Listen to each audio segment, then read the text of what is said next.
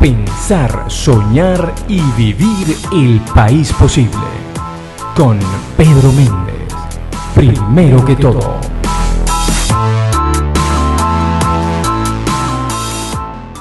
Muy buenos días. Esta vez estamos aquí en Primero que Todo, una vez más, transmitiendo no desde Radio Comunidad como quisiéramos, pero transmitiendo desde una ubicación remota. Muchísimas gracias a todo el equipo de Radio Comunidad que nos facilita esta posibilidad de estar conectados, de seguir conectados con todos ustedes a través de Internet y de poder hacer este programa para YouTube y para podcast. El día de hoy estamos transmitiendo muy preocupados por los acontecimientos de la semana pasada, así que vamos brevemente con el editorial del día de hoy.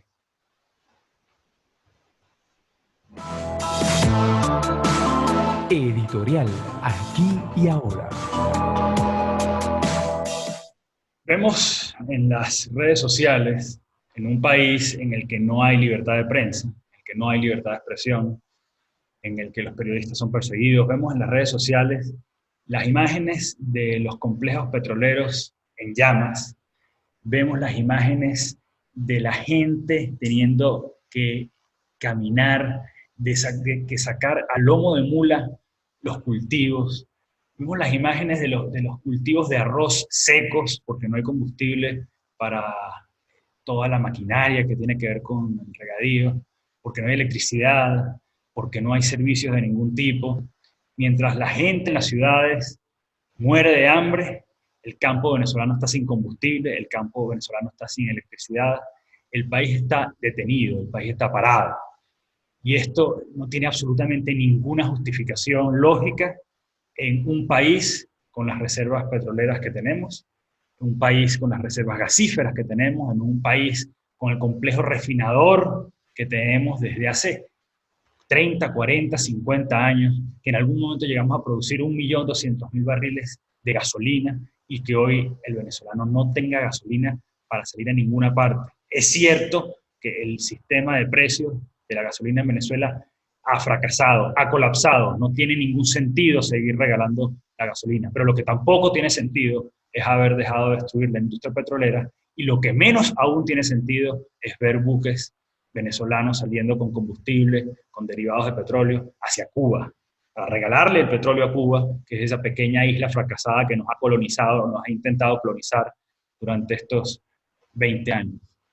Por eso, el día de hoy vemos con indignación no solamente estos hechos, sino también con indignación hechos como el que ocurrió ayer en Margarita, en el que fue saqueado un hotel, porque si bien es cierto que hay hambre, si bien es cierto que la gente está desesperada por conseguir alimentos, no se justifica de ninguna forma que un hotel sea saqueado, que los colchones, que las mesas de noche, las sillas, los escritorios de las habitaciones sean arrastrados y sean saqueados de una propiedad privada.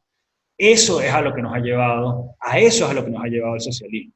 Esa es la ética del socialismo, destruir el esfuerzo de los demás, destruir todo lo que los demás han construido y saquear. No hay ninguna justificación para que un hotel sea saqueado y lo vemos con absoluta indignación, pero con más indignación vemos que los venezolanos tengan hambre, los venezolanos tengan tanta hambre y que por eso veamos los desórdenes que hay a lo largo y ancho del país. Vamos entonces con la entrevista del día de hoy. La Venezuela que estamos construyendo. El día de hoy estamos con una muy buena amiga, debo decir, ante todo, una excelente profesional, una de esas personas que nos gusta traer aquí a Primero que Todo, porque es una de las personas que está trabajando desde ya en la reconstrucción del país. Se trata de un ingeniero civil, especialista en el diseño de carreteras, es docente universitaria de la UCB, donde hace, junto con muchísimos otros profesores, un trabajo heroico en mantener esa universidad funcionando, pero además es profesora de la UNIMED, de mi universidad, lo digo siempre con mucho orgullo, miembro de la Comisión de Infraestructura de la Academia Nacional de Ingeniería y el Hábitat, gerente de modelística, y es la coordinadora técnica del área de movilidad y transporte del Plan País. Se trata de Celia Herrera. Bienvenida, Celia, ¿cómo estás? Buenos días, Pedro. Un placer estar en tu programa, estrenándome en esta nueva modalidad de labor tuya. Muchísimas gracias, Celia, no solamente por estar aquí el día de hoy, sino por todo el trabajo que haces por el país, por construir el país posible. Celia es una de las personas que más tiempo ha dedicado y sigue dedicando a pensar a fondo las cosas que tendremos que hacer desde el minuto uno cuando logremos el cambio político en el país. Celia, estamos contigo para hablar de transporte, para hablar de lo que hemos visto en términos de transporte durante este mes y medio, 2 meses de cuarentena en Venezuela. Pero antes de analizar la coyuntura, quiero que nos digas en qué situación llegamos al día de hoy en Venezuela, cuál es la situación de los últimos 20 años del transporte y la movilidad en el país. Conversaba contigo que además, para quienes no lo saben, Pedro ha estado trabajando en movilidad como coordinador político y ha llevado un trabajo maravilloso, en donde está bastante bien documentado. Además lo vive día a día desde su trabajo político en Sucre. Nosotros no estamos viviendo un reciente cambio en las condiciones de movilidad. Nosotros venimos de manera progresiva, con mayor agudeza a partir desde 2013, viviendo una involución en materia de movilidad como jamás podríamos haber pensado. Venezuela, alrededor de la década de los 70, era referencia internacional de la mejor infraestructura de transporte a nivel de Latinoamérica e incluso del mundo. Como bien dice José Manuel Puente, y lo tiene documentado, para esa década Venezuela tenía un Producto Interno Bruto por encima de Alemania. O sea, nosotros éramos referencia internacional. A partir de 2013, la situación se agravó de tal forma que en lugar de lo que se observaba, que era el crecimiento interanual del tránsito automotor, empezó a haber un decrecimiento a niveles tales, para que tengan un orden de magnitud, que en zonas tan importantes como es Las Mercedes, en Baruta, dentro del pleno centro de actividad del área metropolitana, en esa vía había un decrecimiento entre 2013 y 2017 de 5,8% del tránsito automotor observado. Entonces, imagínense la magnitud de lo que estamos hablando. Y estamos en plena región metropolitana. Cada vez que nos alejamos un poco más del centro de la capital, la situación es todavía más severa, porque hoy han pasado más de 40 días, la escasez de gasolina sigue siendo cada día peor, pero desde 2009 esta es la situación del día a día de toda la región de los Andes, del Zulia, del Tamacuro, de Bolívar. O sea, nosotros lo que estamos viendo es la degradación permanente del nivel de calidad de vida en materia de movilidad de todas las personas. Porque es que no es que el transporte sencillamente se deteriora, sino que es que el transporte está asociado a la cotidianidad de la vida de la persona. Es que para ir a comprar un alimento, es que para sacar un alimento de un área agrícola y llevarla al área de comercialización, es que ir a comprar una medicina o ir a un centro de salud depende de la oportunidad de que uno se pueda desplazar, ya sea a pie, en bicicleta, en moto, en transporte público. Y como nuestra población se ha empobrecido cada vez más, de hecho, si recuerdan, el último informe de ENCOVI 2018 decía que más del 90% de la población estaba en pobreza. ¿Cómo podemos esperar que las personas se puedan trasladar a su trabajo, a llevar a los muchachos al colegio, los universitarios a asistir a sus clases regulares, si el pasaje es tan costoso, si cada vez tenemos menos unidades de transporte para trasladarnos, si cada vez son menos las oportunidades de poder hacer nuestra vida diaria? De eso estamos hablando.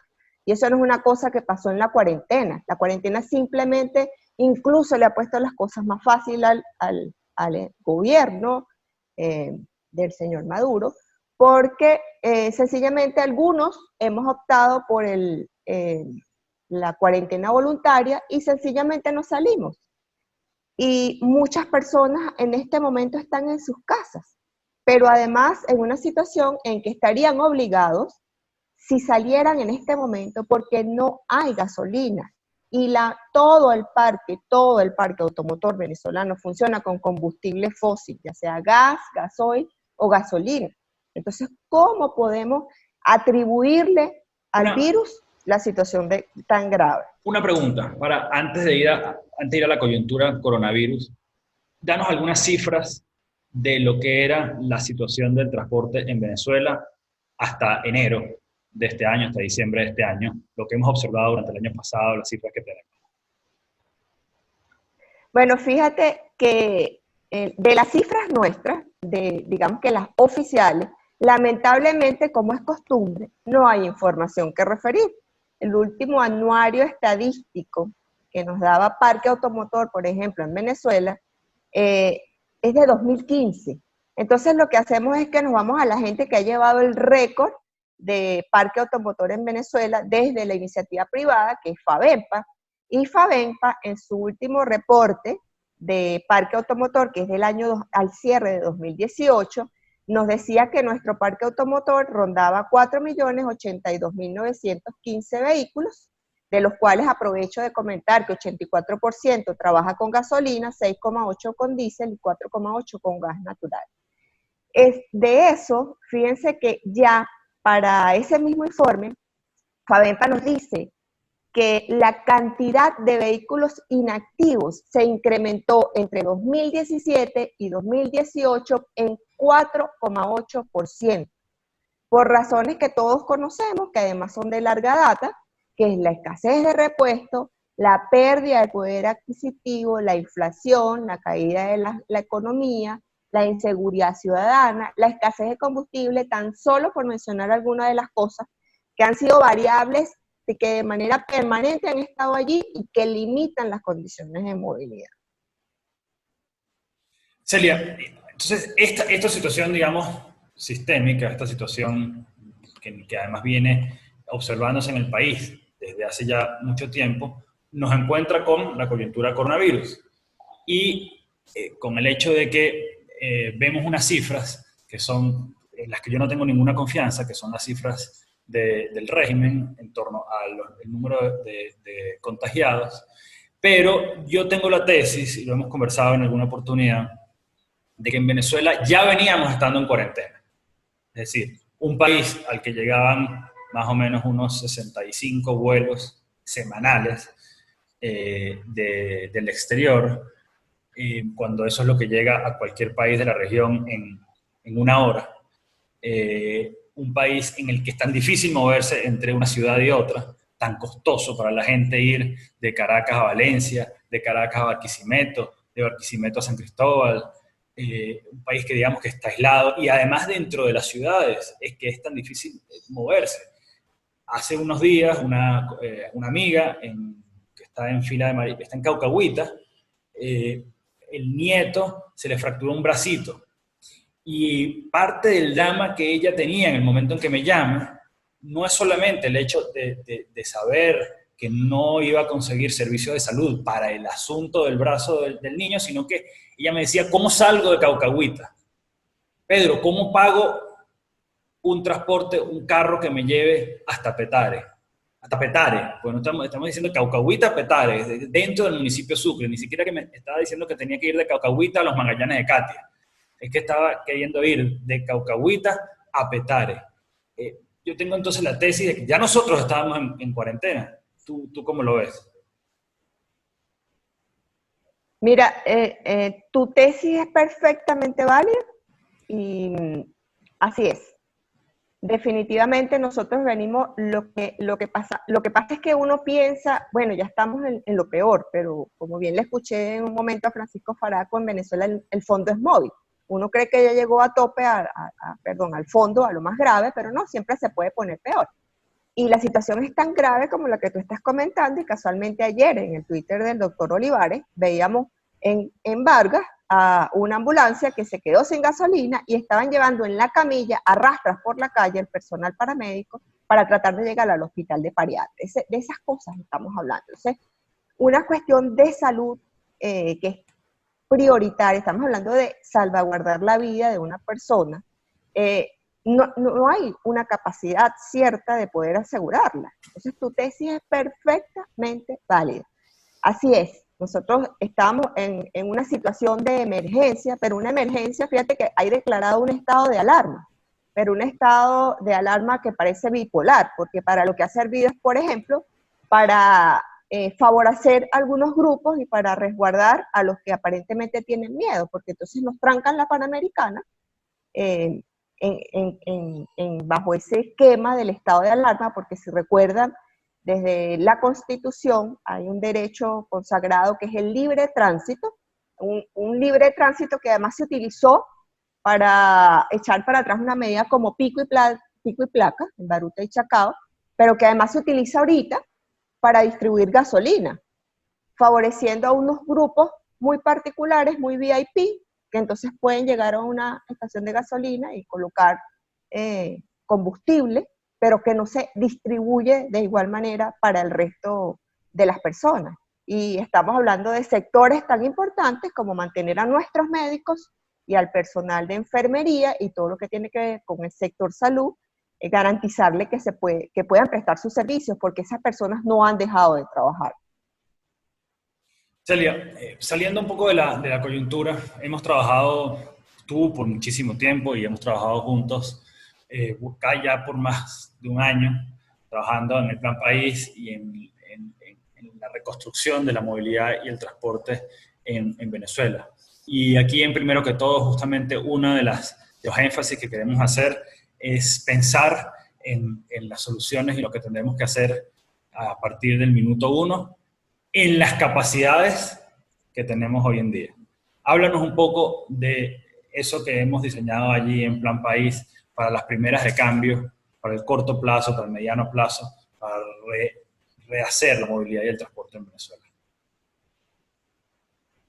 Mira, es importante que las personas sepan, porque la gente está tan sumida en su complicado día a día, que le cuesta entender, pero es que si nosotros no tenemos un proyecto de país para cuando se produzca un cambio, nos agarra fuera de base, y eso es lo que la gente tiene que saber, que independientemente de las circunstancias, el trabajo se hace de manera permanente y se va acondicionando a la nueva circunstancia. De hecho, hoy por hoy ya tenemos que trabajar, y lo estamos haciendo, con las nuevas perspectivas económicas internacionales, además que va a suponer para Venezuela el hecho de que lo que hemos planificado está en una circunstancia distinta a lo que es la situación mundial de la economía, lo que por supuesto nos pone un reto mayor para poder alcanzar recursos para proyectos de financiamiento. Ya el reto era grande antes del coronavirus, imagínate ahora.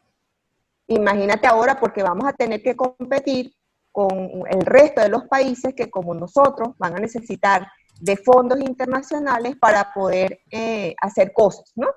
Pero es importante que nosotros el banco de proyectos lo tenemos, porque sin duda alguna, desde la cotidianidad, la gente no lo cree, pero lo puede palpar en una cosa tan sencilla como es, por ejemplo, el tema del mantenimiento, el agua y el jabón. Una cosa tan sencilla como limpiar, la limpieza, el poder restituir a unas condiciones vivibles la infraestructura de servicio de transporte, conseguir aceras restituidas, niveladas, sin tapas, sin tapas desniveladas, en donde haya conectividad, en la que podamos caminar sin ningún tipo de obstáculo, que podamos interconectar con corredores de ciclorruta. Lo hemos conversado tantas veces, Pedro.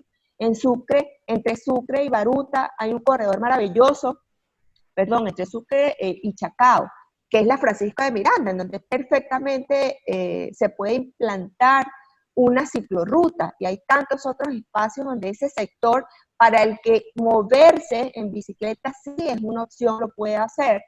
Podemos interconectar eso, además, con un sistema de transporte público superficial que hay que organizar para hacer un modelo de negocio que sea rentable para estas pequeñas empresas privadas de asociaciones y cooperativas, que esté integrado con el sistema de Metrobús, que podamos interconectar con una red mucho más profusa del sistema metro, que tiene que prestar un buen servicio, y además interconectado con trenes de cercanía, como es nuestro tren Ezequiel Zamora. Necesitamos que preste un servicio de calidad que atienda a ese número de personas que requiere movilizarse en ese tipo de sistema, y tenemos que favorecer a la movilidad individual.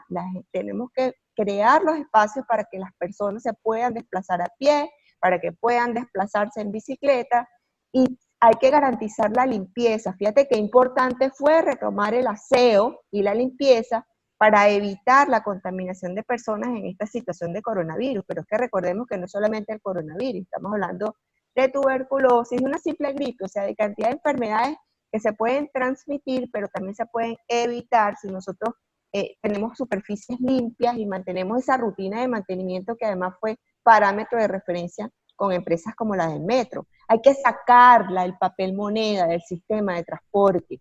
Tenemos que ir hacia un sistema, migrar hacia un sistema electrónico, un código QR, pero además con ese sistema integrado, que lo mismo puedas pagar tú y montarte en cable tren que montarte en un sistema metro o en una camioneta de transporte superficial o en un sistema de bicicletas. ¿Por qué no incorporamos la micromovilidad y esos scooters, patinetas, bicicletas? Hoy por hoy tenemos bicicletas eléctricas porque no todas las personas tienen la misma destreza ni las mismas capacidades para transitar en una bicicleta, y tenemos que abarcar un abanico mucho más amplio de modos para que las personas se puedan mover, y eso implica que estamos trabajando además con equipos como la gente de seguridad para garantizar seguridad ciudadana, que sin duda alguna también incide sobre, por ejemplo, cosas tan importantes como los horarios de prestación del servicio.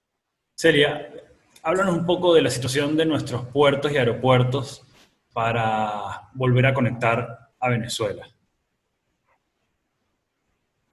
Fíjate qué importante el tema de los puertos. Hoy por hoy en Venezuela tenemos una economía de puertos. Todo se importa y se trae desde fuera. Tan es así que hasta la gasolina la importamos.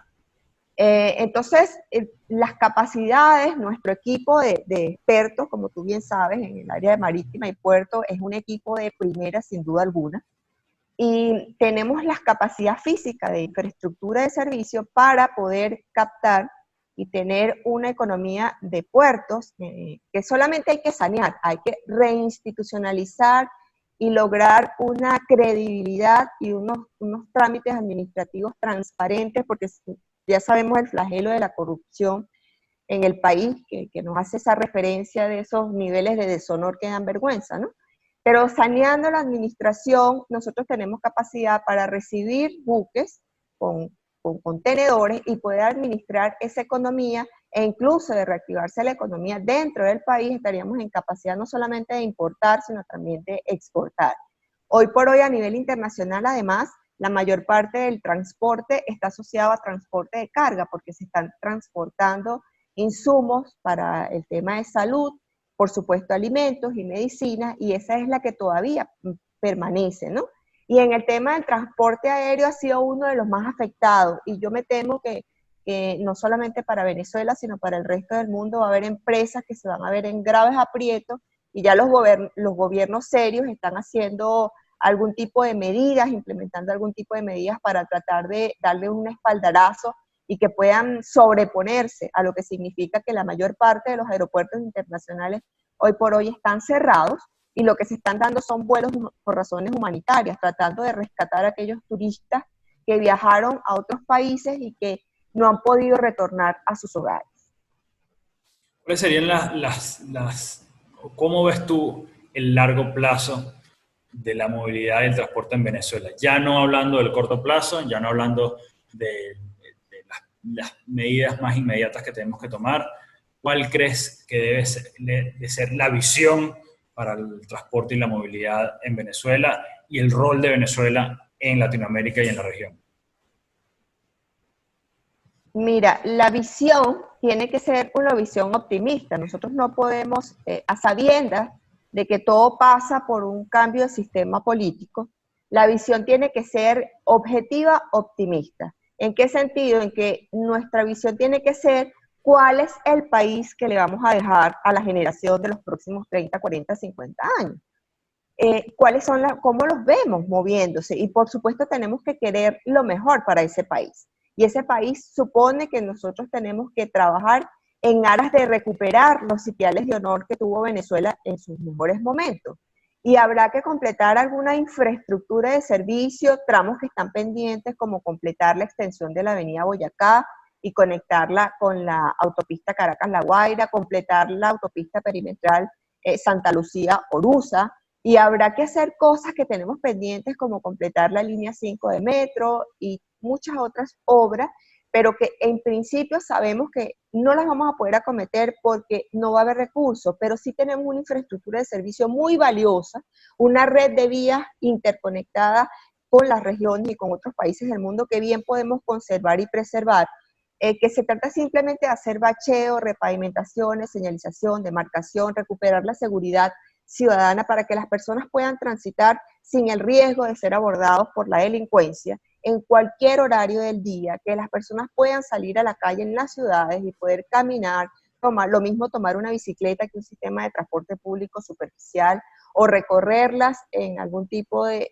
sistema que tengan a la mano. En algunas otras ciudades también tenemos sistema metro, y se trata de optimizar esa infraestructura de servicio con la que ya contamos. Y tenemos que abrir el abanico para que haya otros modos de transporte eléctricos que funcionen además con tecnología novedosa. Hay que incorporar las nuevas tecnologías que sin saberlo nosotros tenemos aquí, la sincronización de semáforos, la oportunidad de incorporar lo que te decía, el sistema de pago electrónico para dejar de manejarnos con esa precariedad con la moneda. Hoy por hoy, si alguien quisiera salir, a lo mejor tiene para pagar el transporte, pero a lo mejor no tiene ni siquiera efectivo para poder pagar el transporte. Esas cosas no nos pueden pasar. Tenemos que retomar en la senda del progreso que habíamos alcanzado en Venezuela, y que sin duda alguna tenemos la potencialidad para orientarnos en esa hora, mientras que el resto del mundo está avanzando en retomar esas iniciativas. En Venezuela nos hemos quedado rezagados, y como bien tú lo sabes, dependemos de que se produzca un cambio político para que podamos hacer lo que queremos hacer, pero que además podemos y sabemos cómo hacer.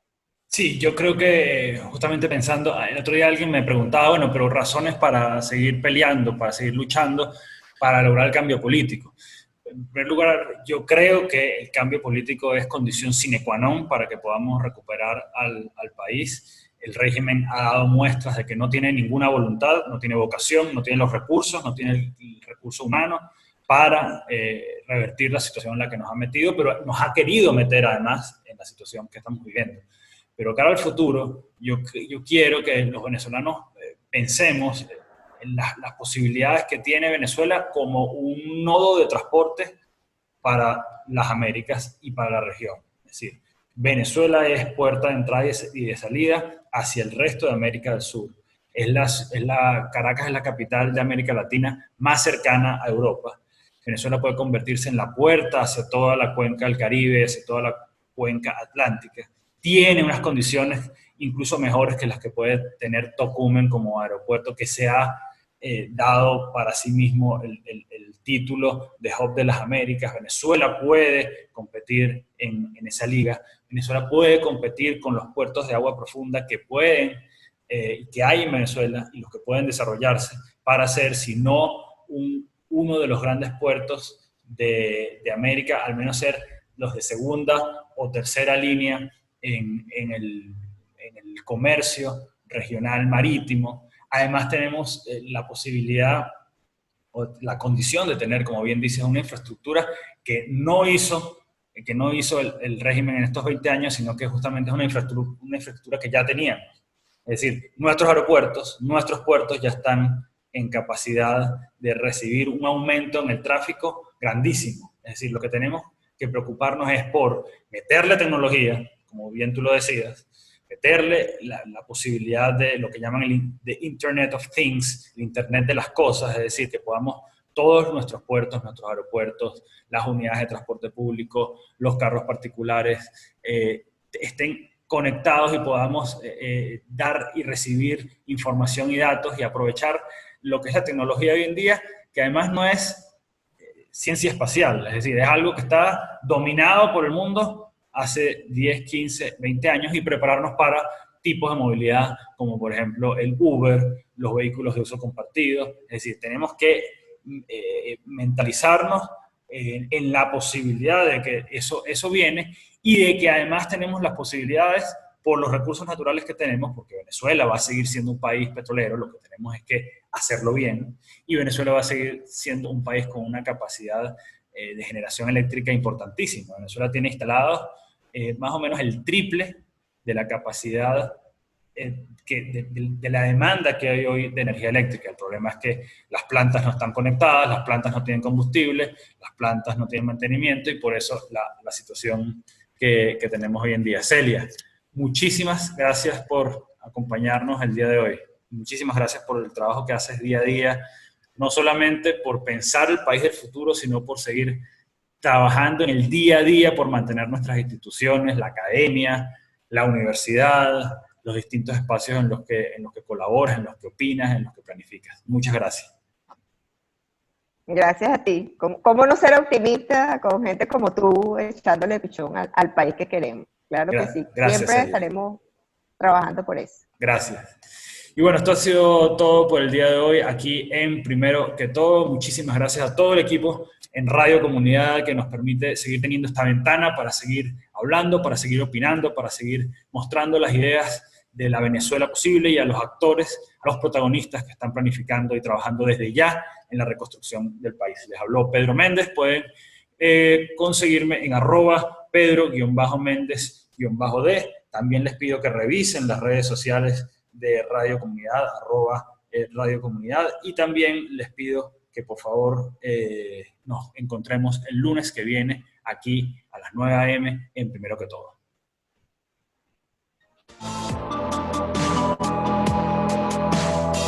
Nos vamos y regresamos el próximo lunes, analizando la coyuntura política del país. Primero que Todo, con Pedro Méndez.